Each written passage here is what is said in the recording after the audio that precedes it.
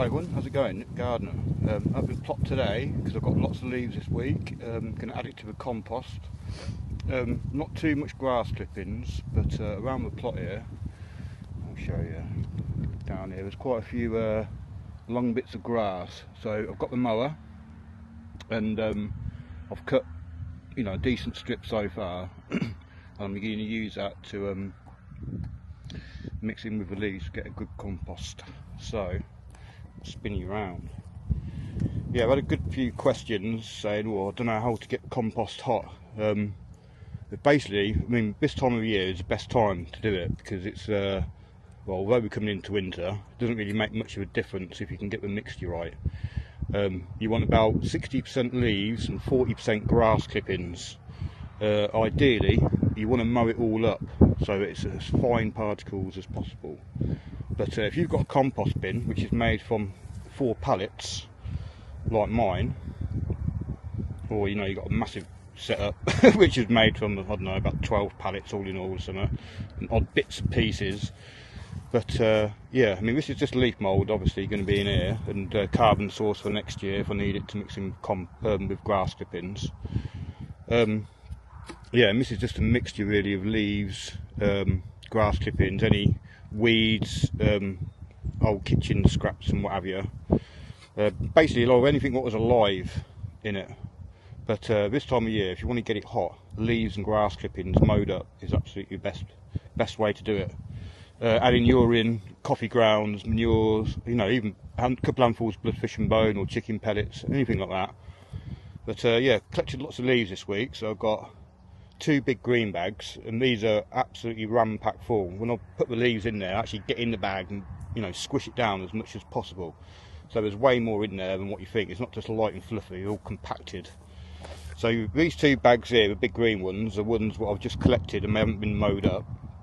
The 2 smaller green ones over here are pretty much mowed up. In fact, I think that's got some other leaves just tipped on top.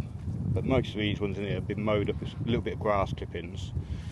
So because it's quite a leafy mixture today, that's why I've got the mower out. I'm going to go around the plot and get a good consistency, well, a good ratio so I haven't turned this pile since the last time, and I said it was cooling down, but I have added lots more material, and as you can see it's nearly up to 140 degrees Fahrenheit there, or 55 degrees Celsius.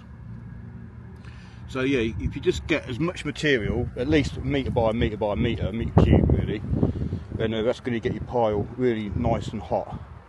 And eventually it will turn out like this here, and this is pretty much ready. Well, it is ready now. There's still a few twigs in it and stuff, but I'm just going to eventually, I'm not going to sieve it, I'm just going to put it all out and then maybe go over it with a rake just to get any bigger twigs out and stuff. Eventually, once the compost breaks down, the twigs will make their way to the surface anyway. So yeah, also green manures is a good thing to do over winter, and I did plant some broad beans which are actually, now we're just starting to germinate, and I did see a broad bean here that was germinating in a hole, which is from the mould or the vole. So yeah, when I planted my onions last week, I was a little bit concerned about the mould or the vole, and you can see he's already made a little tunnel there, a little hole. But as long as you don't disturb him too much, it should be okay. So yeah, I've taken off the netting off this bed today with the cabbages in. There's still some, well, I say some, there's plenty of caterpillars there which are about, so this goes to show you how mild it is this time of the year still. But apparently we are going to get a cold spell next week. But yeah, there's a mole hole. But yeah, what I was going to do today is I need to get into this broccoli, and I also need to harvest any little spears what are ready, because there's a few in here. But take off all the flowers and any old leaves and stuff, anything that's going yellow. Still got green fly in here as well. So it's quite a mild day today. But yeah, I'm going to go through here, tidy all these up, harvest any little spears of broccoli, which is quite a few. Should make quite a nice meal actually. And yeah, I'm going to crack on with that. Like I say, yeah, more green fly. In fact, that one there is quite bad. That's the worst one. But I need to get in here, tidy all this up. And also, as you can see, I've got some wood chips. We had a massive delivery of wood chips, which I managed to barrow. It took me 2 hours to barrow a load of these wood chips over. It's quite a walk really. But what I did is filled the wheelbarrow up. I mean, I put one of these bags on top of wood chips and filled that half up with wood chips. I only had to do half as many journeys, but it was a bit heavier. A cat's been pooing in my garlic. I think that was the only space where one hadn't come up. So it's scraped his poo under there, so I'll probably have to tidy that up at some point. I don't know if that's the start of a little vole tunnel there or not. But right, I'm going to get this broccoli all sorted out, and I'm going to pop that into a compost bin first, and I'm going to get these leaves on top, finish off mowing up and what have you, and that'll be about it for today.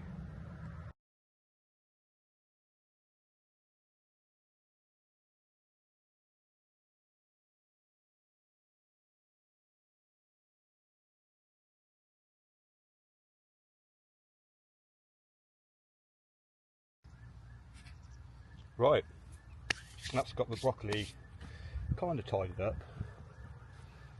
Tried to get off most of the yellowing leaves, anything that had any white fly on it, anything that looked like damaged or diseased or whatever. There's still a few little tiny spears on it in places, so hopefully they'll have time to fatten up again. No, probably, well, hopefully they'll keep fattening up. Get a mild winter, you never know. But yeah, also had another harvest off this one here, and this one here looks like it's been nibbled by the pigeons, and I'm pretty sure these two, when it gets cold, are going to be completely gone, because the pigeons do like to get in there when it gets cold. But I did find another little mouse hole just down in here, and oops, let me just spin you around. Well, I say mouse hole, vole hole could have been. So yeah, that's got the broccoli tidied up, and I'll show you what I harvested. So there's quite a few little spears there, a few half decent sized ones, but that'll keep me going for the next couple of days. In fact, there's a little bit of a dodgy bit there, look. Got a bit of white fly. So yeah, so all this here is now going to go in the compost, so I'll go and get that sorted out.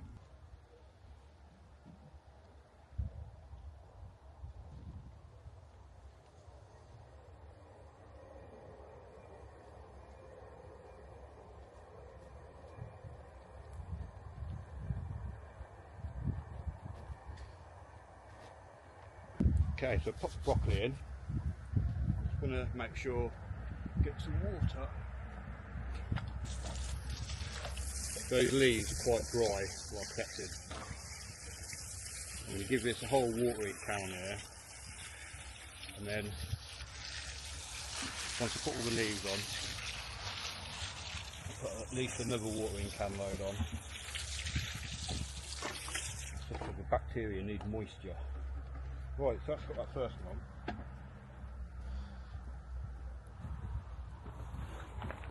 I'm going to grab a big bag of leaves. So most of these have been made up. There should be a bit of grass clippings in there, which there is a little bit. So you spread them out. And one thing you want to do as well, you want to compact it down, not so you knock all the air out of it, but you want them to be in you know, close contact so that the bacteria can multiply. So that's mostly leaves in there. You do want to lob some grass clippings or nitrogen. So these are what I just got here from the pathway at the allotment. And there was a few leaves, which is a bonus at the start. So I'm going to put all that on. yeah, and basically you want to collect leaves really from anywhere you can. There's loads at the cemeteries, at the parks and stuff. On my way here I saw loads when I was driving along. So you want to get as much, well, leaves from different areas as much as possible for diverse microorganisms what are local to your area. So all them combined should make fantastic compost. One thing you can do is put urine on it to activate it, which I've got a bottle of here. What I'm also going to do is I've got some leaf mould, what I made last year, and so I've got another bottle of urine here. I've got some leaf mould what I made last year, so I'm going to add a couple of handfuls of that on here as well, and that's got all the bacteria, fungi, what's local to this area. I went to an ancient forest and just grabbed a handful of leaf mould from there to activate it, and that's got all the beneficial local microorganisms. Right, so what I'm going to do then is get some more leaves.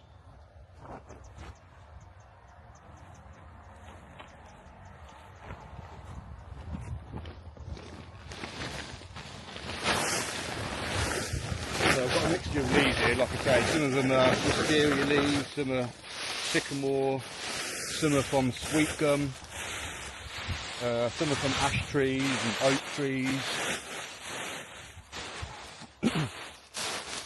Yeah, so that's all leaf, that one, pretty much. That's going to do for the compost today. I will be adding, well, you've lost me, haven't you? Let me get down there. Right, you found me again. Right, add some more urine to that, add some more water. I'm going to get some leaf mould actually, like I said.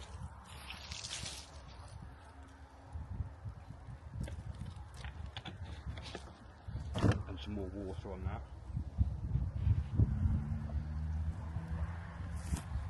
You always want to finish off with a layer of carbon if you can, like leaves. You don't want to leave the nitrogen layer on top, because that can cause off-gassing. You want to keep as much nitrogen in here as possible, and if you can cap it with leaves or clay or biochar or all of them, you can put leaves down, biochar and clay, feed it all up over winter and that, unless you're going to be turning it. But yeah, you can make some fantastic compost. Right, just go and get, some leaf mould. Back in a sec. In fact, you might be able to follow me. Follow me round.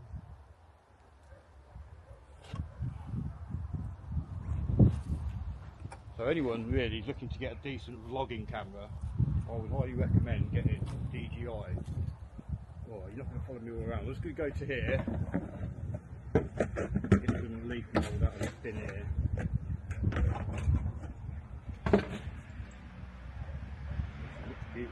Don't want too much, only need a little bit to help activate it.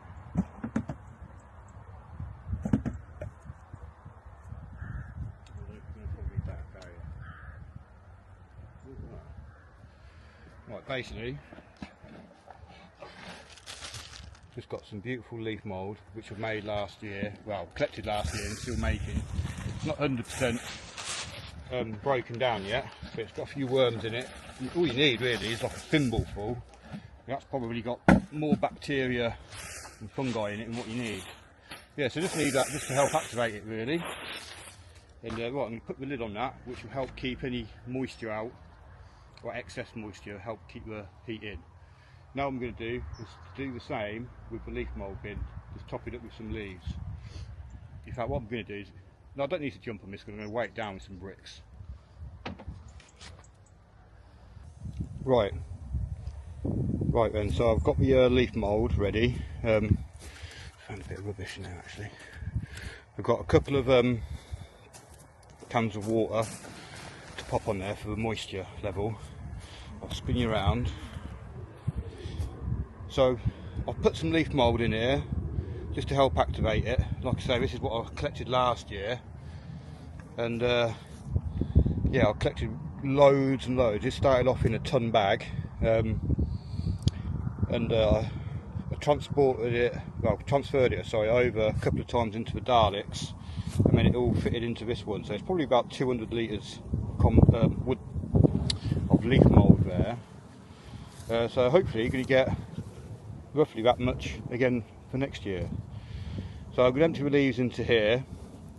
Another good way of getting rid of your leaves is, if you've got any old containers what you've been growing potatoes or anything like that in, you could, right, yeah, battery just, not the battery ran out, I've got a full memory card, so I just had to delete some stuff off. But yeah, if you can get any leaves and stuff like that, put seaweed on there, comfrey, anything like that, the worms will go in there and take it down and give you some free nourishment over winter. Same here, look, got leaves topped up in both of these old potato containers, and hopefully that will help give it a little bit of minerals and stuff, really, a little bit of life back into it by the end of winter. If it keeps dropping down, I'll keep adding to it. Right, so yeah, look at this beautiful leaf mould again quickly. That's what we're aiming for. So I'm just going to get these bags chucked in on top, basically, give them a water, and that's going to be it for today. Other than I've got a couple of mentions to do after this. Okay, so first bag then. Like I say, I've crammed as much leaves as I could in here. So I'll put this bag on and we'll add a can of water, and then we'll put the other bag on.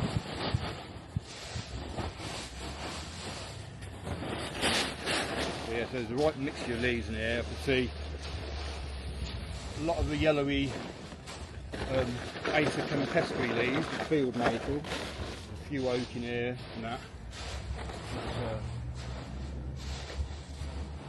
Oh, that's almost like a beautiful nice soft bed.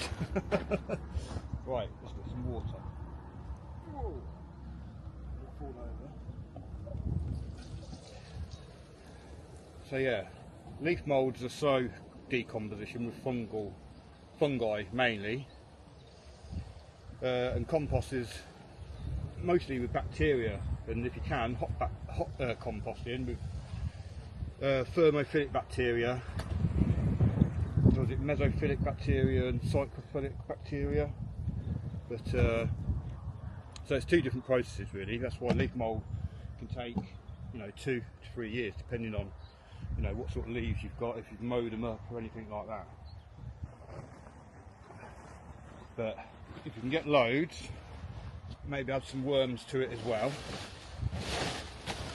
you're going to get some real good stuff.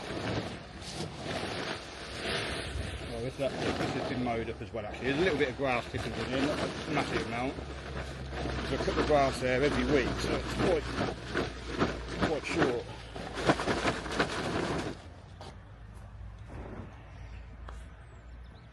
Should we get my gloves on? Not weed on this. So yeah, I mean, you could add, like I say, coffee grounds to this, or urine, just to help activate it. But there's quite a large amount here, so I don't think I need to do that. But it is quite important to keep them moist if you can. Like I said, another watering can full. That's probably not even going to be enough, as long as it's got a bit of moisture in it. Obviously now we're in winter, so moisture shouldn't really be a problem. So I haven't really got a proper covering for this one anyway, so I'm just going to use, is it like that? No, I'm just going to use this for now, which you'll have to weigh it down with a couple of bricks so the wind don't weigh it off. But the moisture's still got a chance to get in there, but I probably will have to cover it up a bit better, maybe get some cardboard or something to top it off. But yeah, right, I'm just going to show you the seeds what I got sent from Izzy. I think Izzy's channel is Izzy's Secret Vegetable Garden. Nice little channel really. She's got a beautiful little garden, little secretive little garden, and you'd be surprised really what she can grow there. So she's only got about 300-400 subs, I think, something like that, but I'm sure she'd be over the moon if you went over to check her out, maybe give her a subscribe. So yeah, I'm just going to show you, get the seeds out, what she sent me, and show you them. So Izzy sent me some parsnips, question mark for the variety, but I'll be sowing them definitely next year. We'll see how they do. Some sweet peas, and I've never really grown sweet peas before, and that's why she sent me these originally. So I'll be looking forward to seeing what colours they are and if they're nicely scented and what have you.